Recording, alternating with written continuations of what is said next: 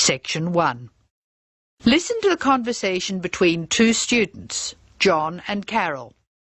They have a list of the names of authors whose books have been given to the library. They have to classify the authors as writers of cookery, sports or travel books. First, you have some time to look at questions 1 to 8 on the table.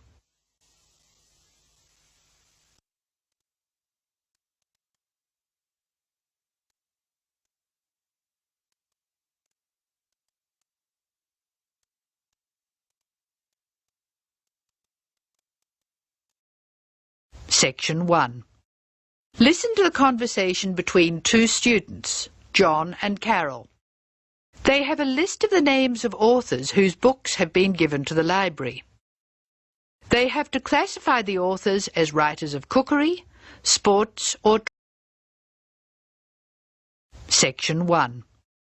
Listen to the conversation between two students, John and Carol. They have a list of the names of authors whose books have been given to the library. They have to classify the authors as writers of cookery, sports or travel books. First, you have some time to look at questions 1 to 8 on the table.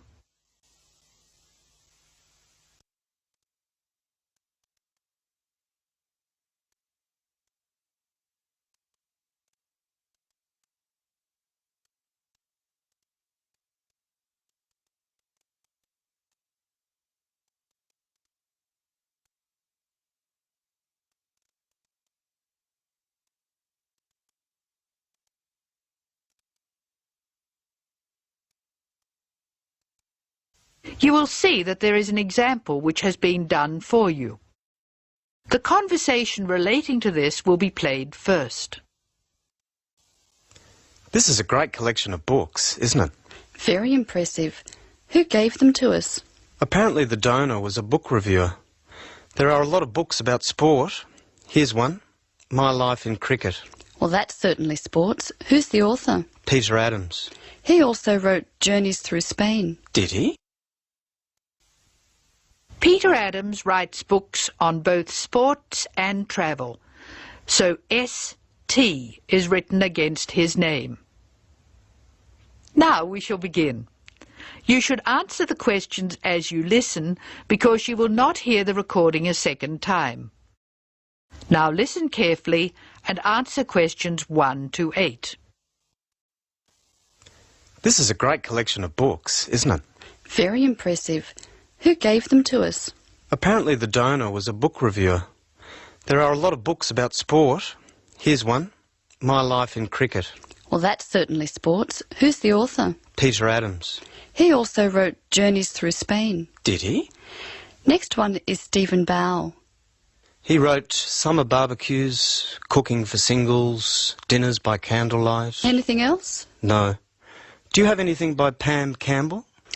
Wanderings in Greece, My Life in Russia, Travels in the Amazon, and Pam Campbell's Guide to a Successful Trip. Sounds like she got around. My next one is C. Ketzik. He has a list of books about football, the World Cup, Heroes of the World Cup, Playing with the Round Ball, Soccer for Everyone. That's enough. He was a one-topic writer. Ari Hussein, however, wrote about cooking and travel. His series of cookbooks is called Living and Cooking in Spain, Living and Cooking in China, Living and Cooking in Brazil. He's been everywhere. I've got a specialist here, Sally Innes on tennis. Here are some of her titles. Improve Your Serve, Tennis for Everyone, Tennis Forever. Meg Jorgensen has 3 books, one in each category. Cooking for Health, Sport is Good for You, and Travelling in Australia. A varied talent. Who's next? Bruno Murray. He wrote children's books, a whole series called A Child's Guide to, and then The Name of the City. Oh, you mean like A Child's Guide to London? Yes, that's right. He seems to have stayed in Europe. Ruby Lee, however, has just one book. It's called The Emerald Isle, and it's all about Ireland. Apparently she went around Ireland on foot. Jim Wells wouldn't like that. His books are all about motor racing. Nice photos of old racing cars. Don't you love the goggles on the driver? They do look strange, don't they? I think we're nearly finished. What did Helen Young write? Summer menus. Food for thought. She also did a book of Chinese recipes. Cantonese, I think. OK, that's dealt with the first box. Let's stop for a minute. That is the end of section 1. You now have some time to check your answers.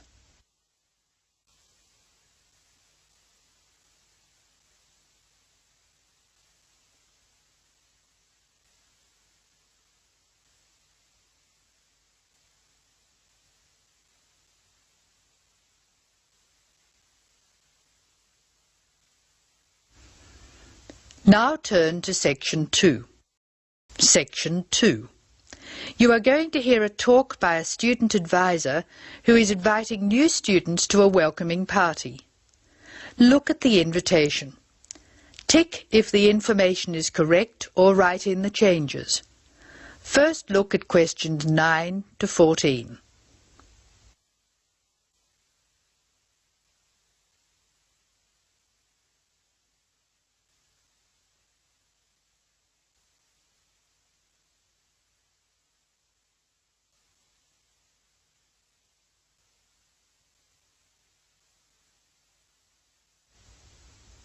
As you listen to the first part of the talk, answer questions 9 to 14. Hello, my name is Dave Burns, and I'm here to tell you about the welcoming party we're having for new students. Unfortunately, the information on your invitation is inaccurate.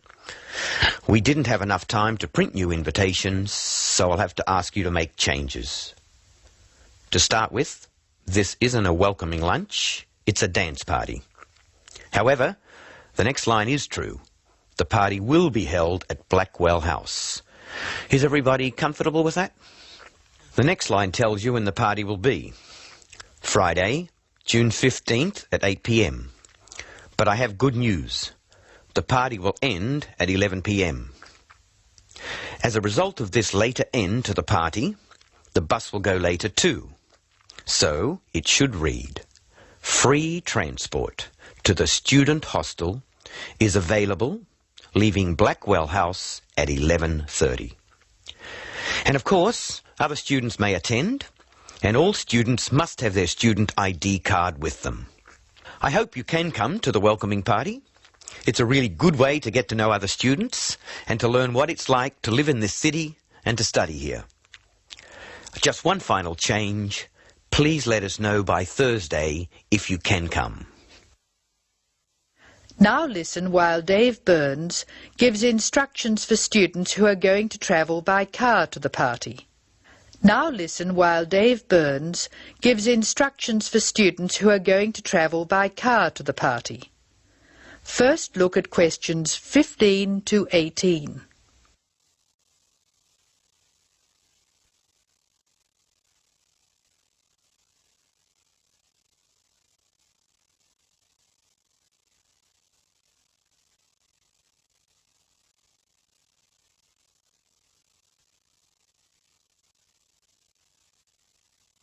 Write no more than 3 words for each answer.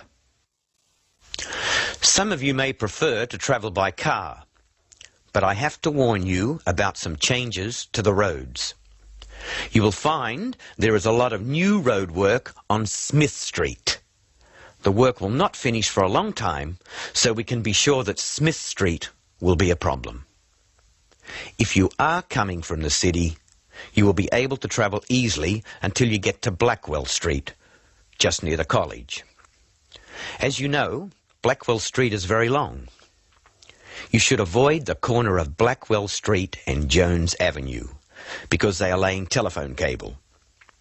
However, you can take a detour and avoid Blackwell Street altogether. The best thing to do is to pass the roundabout and take the first road on your left, which is Brown Crescent. Brown Crescent will lead you into the college grounds, so that's easy. I hope everyone has a great time. Bring your friends, and we'll see you on Friday. Oh, one final reminder. It's best to use the side door. The front door may be locked at 7, so come to the side. See you on Friday. That is the end of section 2. You will now have some time to check your answers.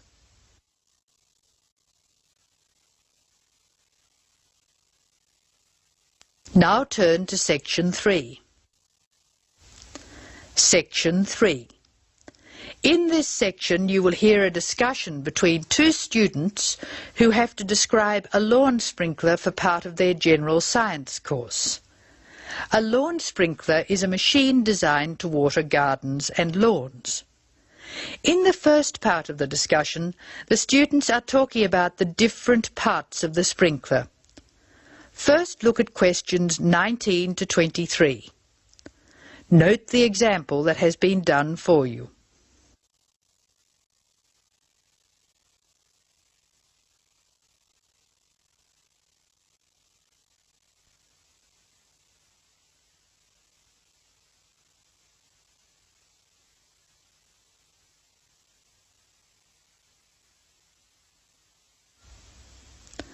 Now listen to the conversation and label the parts of the sprinkler on the diagram.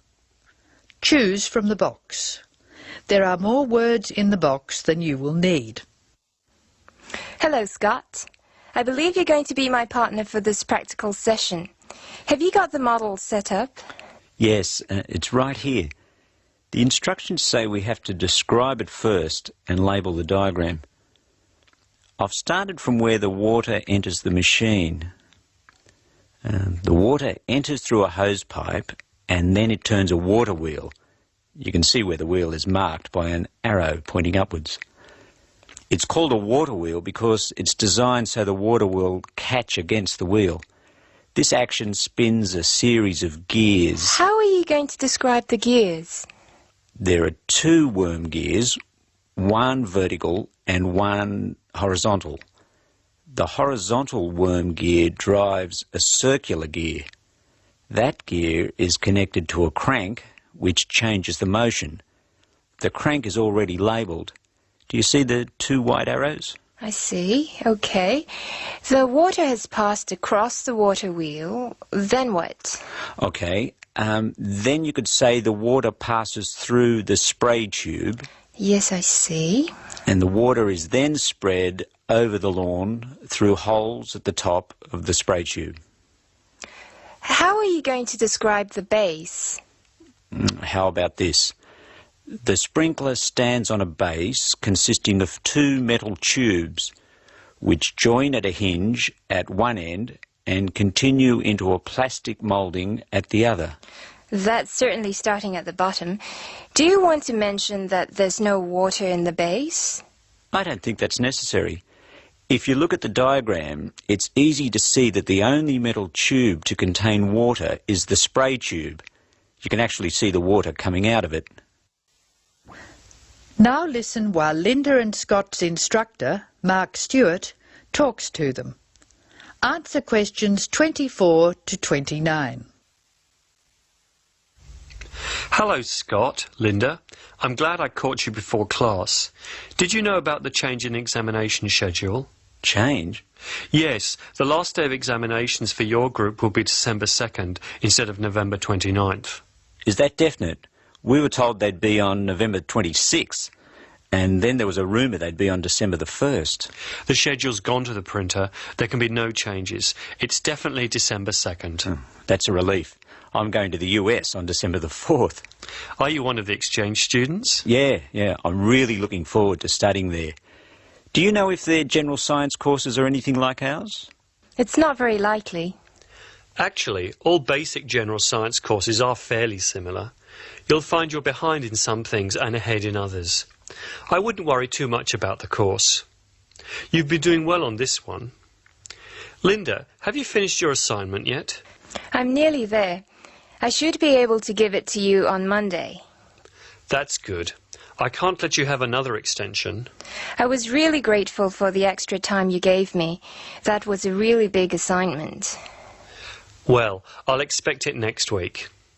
Now, would you like to hear the details of the timetable? Oh, yes, please. I've just finished putting it on the notice board downstairs. Basically, you'll have 4 examinations. General Mechanics is in the morning of December 1st. Physics and Maths are on the afternoon of the same day. Communications and English are on the morning of December 2nd, and Earth Sciences in the afternoon. All over in 2 days. Yes. I'll miss teaching this class. You're all good at expressing your views, which makes for an interesting class. Some of the other first-year classes won't talk, and they're rather boring. The summary. First, look at questions 30 to 40.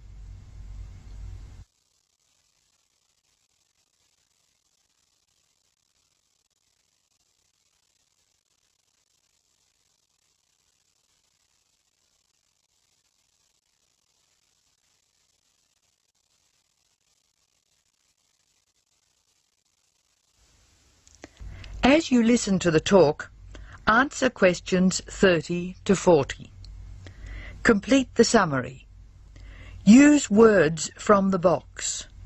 There are more words in the box than you need. Some words may be used more than once. Hello, welcome to the Student Orientation Programme. Today's session is on health issues, and this talk is about headaches and how to avoid them. It may surprise you to hear that headaches are often caused by hunger. In fact, one study suggested that 70% of headaches are related to hunger, which makes it the principal cause. The advice is simple: eat 3 meals a day and try to keep to a fairly regular schedule of meals. People associate noise with headaches, and for most of us, excessive noise creates the conditions for a headache. Very loud noise is unpleasant, and people usually remove themselves from it. Having said that, younger people tend to tolerate noise better than their elders, so I may be leaving noisy places far earlier than you. Just remember that exposure to too much noise may predispose you to a headache. Of course, we all associate headaches with studying. In fact, the headache probably doesn't come from the studying so much as from being tense. When we study hard, we often hunch over our work. Try raising your shoulders and tensing them, and now relax. Can you feel how much more comfortable a relaxed stance is? Another thing, it's very important to check that you're working in a good light. It will not actually hurt your eyes to work in a bad light, but it will make you tired very quickly and is very likely to give you a headache. What's more, if you have the book flat on a desk in front of you, it'll be harder to read, and you'll have to hold your head at an odd angle. It is wise to have a book rest, which raises the material you are reading 45 degrees to the desk. This will help reduce your chance of a headache. Try to relax before bed, so that you will be relaxed when you try to sleep. A soak in a hot bath may be helpful. It's also important to really sleep when you go to bed. A good mattress is a wise investment for people who want to avoid headaches. This talk seems to keep coming back to tension. Tension may cause you to chew too forcefully, clench your jaw, or grind your teeth, and this in turn may lead to headaches. It is very easy to say that you shouldn't grind your teeth, and very hard to stop, particularly if you grind your teeth in your sleep. Try to avoid situations which will make you tense, particularly just before bed. If you do compulsively grind your teeth in your sleep, ask your dentist about a soft mouth guard. In general, try to eat regular meals and avoid tense situations. Be sure you get plenty of exercise. Hopefully your headaches will be greatly reduced. One other thing I should point out: avoid smoky rooms and cars.